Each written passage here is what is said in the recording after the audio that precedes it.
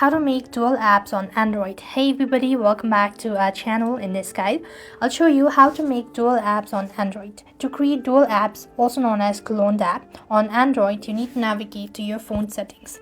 So this actually depends on the type of device that you're using.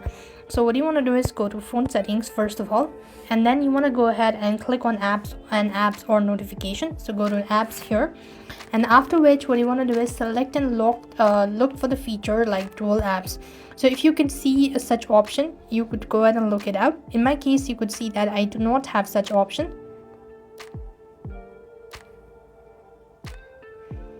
So if you can find it right over here, then that's well and good. Or else what you could also do is you could also use a third-party application like dual apps, app cloner, or parallel apps.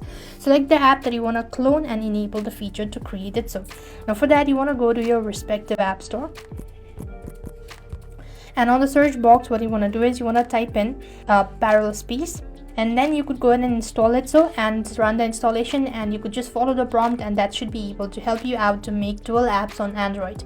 That is all for this video. I hope the video was helpful. Make sure to like, share and subscribe to our channel. Thank you for watching. See you in the next video.